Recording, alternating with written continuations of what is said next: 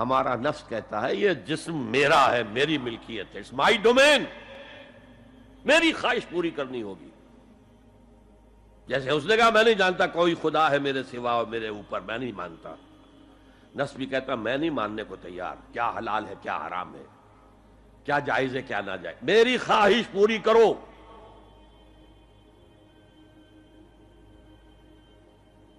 اس کے خلاف جہاد،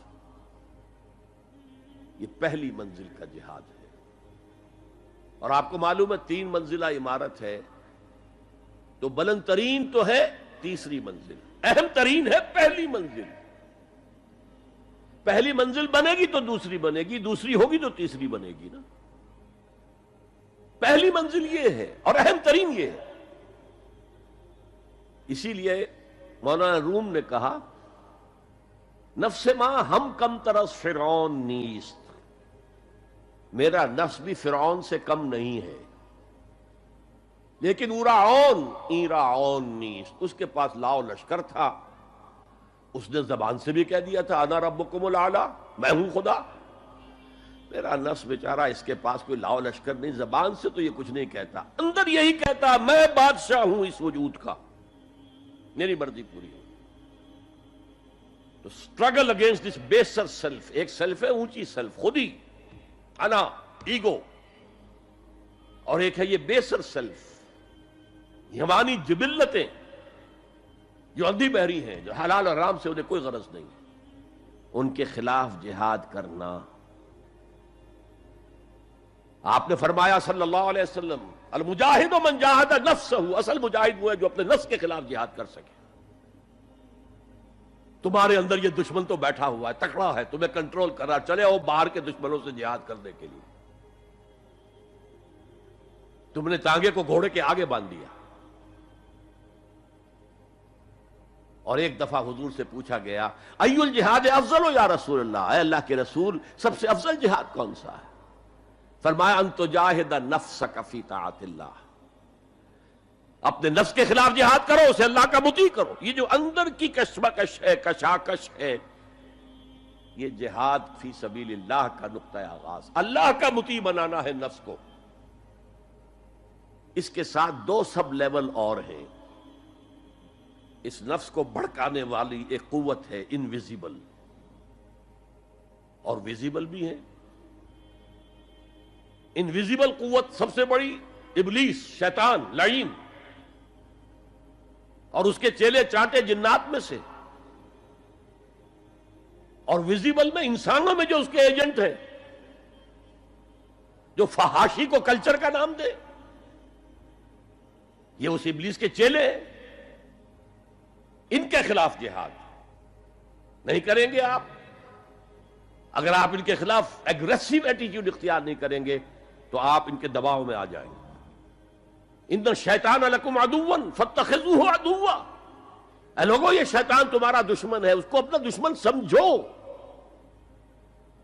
وہ تمہیں سبز باغ دکھاتا ہے، بدی کو مزین کر کے دکھاتا ہے، اچھے اچھے نام اس کے رکھ دیتا ہے، اور تمہیں آمادہ کرتا ہے بدی کے ارتکاب پر۔ نہیں، وہ تمہارا دشمن ہے۔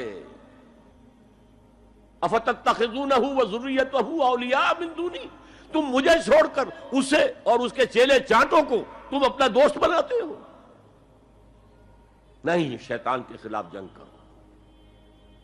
اور تیسرا اس پر سب لیول کیا ہے؟ معاشرہ اگر بگڑا ہوا ہے، اس کا عمومی رجحان برائی کی طرف ہے، تو سوشل پریشرز آپ کو ادھر دھکیلتے ہیں۔ جیسے کہ اگر کوئی موب جا رہا ہے تو اس کے ساتھ چلنا تو بہت آسان ہے، وہ خود ہی آپ کو دھکیلتا ہوا لے جائے گا۔ اس کے خلاف چلنا بہت مشکل کہا۔ ہو سکتا ہے آپ بڑی زور لگا کے 4 قدم آگے بڑھیں، پھر کوئی ریلا آئے 10 قدم پیچھے لے جائے۔ تب 2 ہی راستے ہیں، زمانہ بات و سازت تو بعد زمانہ بے ساز، یا تو پیسو معاملہ ہے، زمانہ تمہارے ساتھ سازگاری نہیں کرتا، چھوڑو تم زمانے کے ساتھ سازگاری اختیار کر لو، چلو تم ادھر کو ہوا ہو جدھر کی۔ ایک یہ ہے کہ نہیں، زمانہ بات و سازت تو بعد زمانہ ستیس، زمانہ اگر تمہارے ساتھ سازگاری نہیں کر رہا تو زمانے سے جنگ کرو، لڑو، ریزسٹ کرو۔ تو 3 جہاد ہو گئے فرسٹ لیول کے، 3 سب لیولز: نفس امارہ، اڈ، لیبیڈو، نفس حیوانی کے خلاف جہاد، اس کو بھڑکانے والے، وسوسہ اندازی کرنے والے، اس میں پھوکے مارنے والے، شیطان اور اس کی ذریت مانوی اور ذریت نسلی، جنات اور انسانوں میں جو اس کے ایجنٹ ہیں، ان کے خلاف جہاد، معاشرے کے خلاف ایک سٹرگل۔ اب یہ 3 جہاد آپ نے کر لیے، اللہ توفیق دے ہم میں سے ہر ایک کو، تو اب یہ جہاد آپ کے جسم سے باہر نکلے گا، خارج میں آئے گا۔ دوسری منزل ہے نظریاتی تصادم۔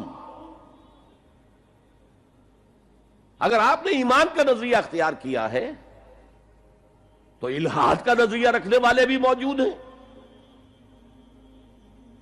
آپ نے توحید کے نظریے کو اختیار کیا ہے تو مشرکانہ عقائد رکھنے والے بھی موجود ہیں۔ They are bound to resist۔ اس کے خلاف جہاد کرنا ہوگا، محنت کرنی ہوگی، اپنی بات کو دلائل سے ثابت کرنا ہوگا، اپنی بات کو اچھے انداز میں، حسن اسلوب سے لوگوں کے دلوں تک پہنچانا ہوگا۔ ظاہر بات ہے وقت لگے گا، جان کھپے گی، اور اگر آپ انتہائی سنسیئر ہیں، یہ آپ کا ایک لائف لانگ اور ہول ٹائم جو ہے آپ کی انگیجمنٹ ہوگی ہے۔ اینڈ ٹائم از منی۔ جہاد بالمال، جہاد بالنفس۔